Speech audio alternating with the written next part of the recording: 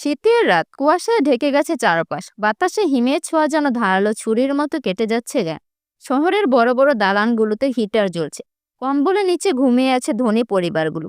কিন্তু গ্রামের এক কোণে ছোট্ট একটা বাসের ঘরে, যেখানে বাস করে এক গরিব পরিবার, মজিদ চাচা, তার স্ত্রী আমেনা বেগম আর তাদের দুই সন্তান হাসান ও খাদিজা।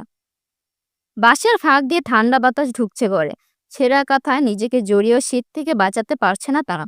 ছোট্ট খাদিজা কাঁপতে কাঁপতে বলল, আম্মা, খুব ঠান্ডা লাগছে। আমেনা বেগম মেয়েকে বলল, আল্লাহ সব ব্যবস্থা করবেন মা, তুমি দোয়া করো। মজিদ চাচা খুবই পরিশ্রমী মানুষ, সারাদিন খেটে যা রোজগার করেন তাতেই কোনোভাবে সংসার চলে। কিন্তু এবার শীত একটু বেশিই পড়েছে। কোনো কাজও ঠিকমতো পাচ্ছে না, দোকান থেকে ঋণ নিয়েও খরচ চলছে না। আর নতুন কথা কেনার তো প্রশ্নই আসে না। রাতে তিনি নামাজ পড়তে উঠলেন, হাত তুলে আল্লাহ দরবারে কান্নাকাটি করে বললেন, হে আল্লাহ, তুমি তো সর্বশক্তিমান, তুমি আমাদের রব। আমাদের দিকে দয়া করো, আমাদের সন্তানদের শীত থেকে রক্ষা করো। পরদিন সকালে মসজিদে নামাজ পড়তে গিয়ে মজিদ চাচা দেখলেন শহর থেকে কিছু মানুষ এসেছেন। তারা গরিবদের মধ্যে কম্বল ও শীতের পোশাক বিতরণ করছেন। মজিদের মনে খুশিতে ভরে উঠল।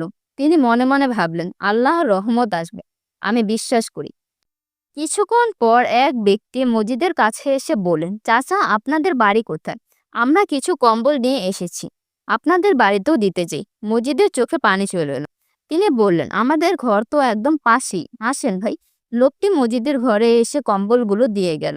রাতে ঘুমানোর সময় হাসান বলল, আব্বা, আমাদের দোয়া কবুল হয়েছে, তাই না? মজিদ চাচা হেসে বললেন, হ্যাঁ বাবা, আল্লাহ কখনো তার বান্দাদের দোয়া ফিরিয়ে দেন না।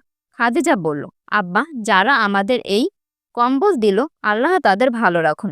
মজিদ চাচা মাথা নাড়ালেন, হ্যাঁ মা, রাসূল সাল্লাল্লাহু আলাইহি সাল্লাম বলেছেন, যে ব্যক্তি দুনিয়াতে মানুষের কষ্ট দূর করবে, আল্লাহ কিয়ামতের দিন তার কষ্ট দূর করবে।